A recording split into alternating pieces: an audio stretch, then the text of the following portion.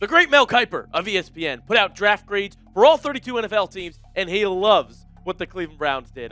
Mel Kiper would agree with me. He said this team needed a left tackle, and Fano could be that solution. He has spent the past 2 seasons on the right side, but he was the left tackle in 2023. He stays square to pass rushers, has pop in his hands.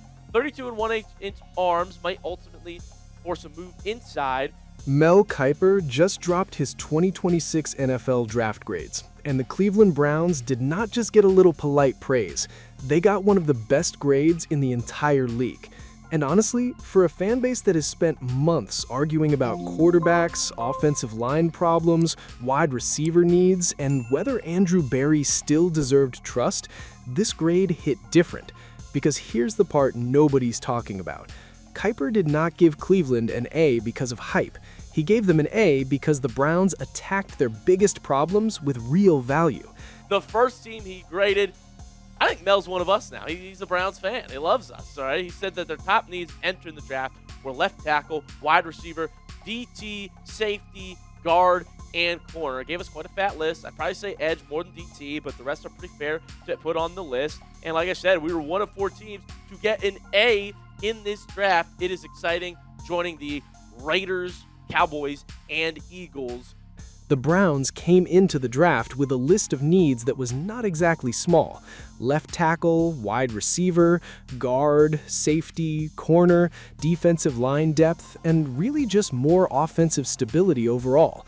This team had too many questions up front last season, too many moving pieces, and too many games where the offense looked like it was fighting itself before it even fought the opponent. So when Cleveland walked into draft weekend, the mission was obvious: fix the offensive line, add weapons, and make the roster deeper. And according to Mel Kiper, they did exactly that. This is where it gets dangerous, because the Browns did not just fill needs. They filled needs while still getting players who were viewed as high-level prospects. That is the difference between forcing picks and building properly.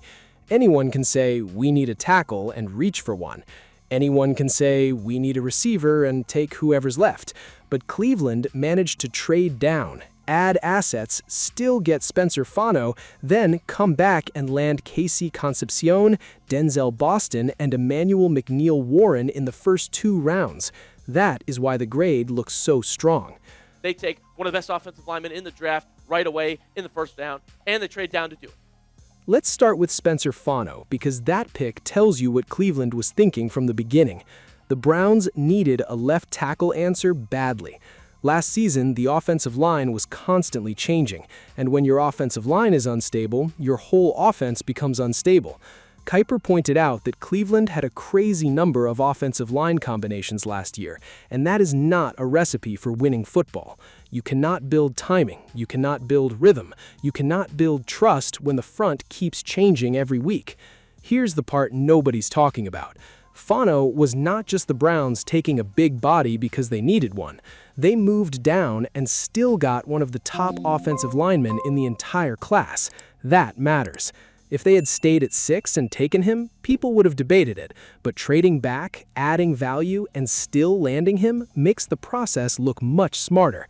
That is how you win the board. You get your guy and you improve your draft capital at the same time. Mel Kiper would agree with me. He said this team needed a left tackle, and Fano could be that solution. He has spent the past 2 seasons on the right side, but he was the left tackle in 2023. He stays square to pass rushers, has pop in his hands. 32 and 1/8-inch arms might ultimately force a move inside, but I love that Cleveland was able to trade back, add picks, still get one of the top 2 tackles of the class. Barber made the opposite change, going from the right side to the left during it. Fano has played both sides, and that is part of the conversation. He spent recent time at right tackle, but he also has left tackle experience. Kiper liked the player, liked his hands, liked how he stays square in protection, but also mentioned the arm length question. Some people will wonder if he eventually has to move in. That is fair, but the Browns are clearly looking at him as a major piece of their offensive line rebuild, and if he can hold up at left tackle, this pick changes everything. This is where young players usually make a mistake. They think being drafted high means they have arrived. Fano cannot think that way. He is walking into Cleveland with huge expectations. The Browns need him to be ready fast. Maybe he struggles early, maybe there are rough reps. That's normal for young tackles. But if he becomes even a solid starter early, the entire offense breathes easier. And if he becomes the franchise left tackle, then this draft starts looking special very quickly. The more I read about Austin Barber, the more I like. I do think the trade-up was questionable as well to do so for a guy that's not going to start. But he'll provide depth at a position that you desperately needed fixed last season. The Browns did not stop there either. They added Austin Barber later, and even though Kiper had some questions about the trade-up, the logic is easy to understand. Barber is massive, physical, and a strong run blocker. He may need work in pass protection, but Cleveland needed tackle depth badly. After what happened last season, you cannot have enough big men who can compete. Barber may not start right away, but he gives them insurance and competition. Here's the part nobody is talking about. When a team has offensive line chaos, fans complain. Then when the team drafts multiple offensive linemen, fans sometimes complain again. You cannot have it both ways. The Browns needed to rebuild that room, and that is exactly what they did. Fano gives them the possible premium starter. Barber gives them size and depth. Parker Brailsford gives them an interior option with experience at center. Suddenly, the line looks much more competitive than it did before the draft. Last season, Boston takes defenders out of the play with his 6'4" frame, routinely makes tough catches on balls thrown too high or too low. Like Concepcion, he had a healthy yards per catch in 2025 at 14.2, and he scored 20 touchdowns over the past 2 seasons. I am so freaking fired up about landing Denzel Boston at pick 39. Now let's get to the receivers, because this is where Browns fans should really be excited. Mel Kiper said Cleveland landed 2 of his top 8 receivers in the class. 2. That is not normal. Concepcion and Denzel Boston bring completely different skill sets, and that is why the double-up makes so much sense. The Browns did not just draft 2 random pass catchers, they drafted a quick separator and a big-bodied red zone weapon. Concepcion is the electric piece. He can get open, he can create after the catch, he can work underneath, he can be used in motion, on screens, on quick game concepts, and as a punt returner. Andrew Berry even reportedly viewed him as one of the best returners in the class. That matters, because Cleveland needed more explosive plays. Last season, too much of the offense felt heavy, slow, predictable. KC brings juice.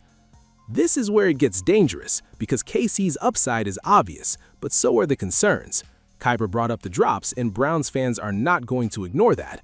7 drops last season is something that has to be cleaned up. If he drops a third down pass in a big moment, the criticism will come fast. But the Browns are betting on the full package. His route running, quickness, versatility, yards after the catch ability, and special teams value make him worth the risk.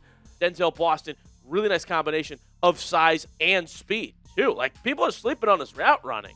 Great in contested catches, reliable hands, doesn't drop the ball, great body control, definitely has some room to develop a little more route running technique, but because you got Concepcion, we can let him be who he is, and that's be a big receiver one-on-one.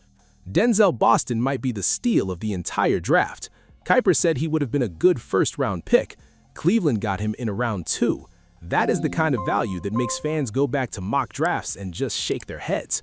Boston gives Cleveland something they have been begging for forever: real size, a receiver who wins above the rim, adjusts to bad throws, and dominates in the red zone. 20 touchdowns over his last 2 seasons is not luck. That is a player who understands how to finish. And here's the smart part. Denzel Boston and Concepcion do not step on each other. KC is the shifty space weapon. Boston is the big contested catch monster. You are not asking one rookie to fix everything. You are adding different answers to different problems. That is actual roster building. Then came Emmanuel McNeil Warren at pick 58, and this might be the pick that makes the whole draft feel unfair. Kiper had him in the top 33 range. Cleveland got him 25 picks later. 10 forced fumbles, 5 interceptions, physicality and range that jumps off the tape. The only reason he slipped is because he played at Toledo. Put that same player in an SEC uniform and people talk about him like a first-round lock. The Browns saw past the helmet and took the player. Taylon Green is the wild card nobody knows what to do with. A quarterback running 4.3 and jumping over 43 inches is not normal. He's raw, he's not ready. But in the late rounds, you take that kind of athlete and see what develops. He costs nothing and could become something. That is a free swing. The bigger story here is what this draft says about Barry. Browns fans have had real reasons to question him. Receiver and offensive line have been painful for years, but this weekend he attacked both directly. No overthinking, no getting cute, just fixing the problems people complained about most. That is why Kiper's grade feels right, and that is why last year's grade matters too. When your previous highly graded class actually delivers early, the next high grade carries real weight. Cleveland might finally be finding a draft rhythm. Now someone just has to go win some football games.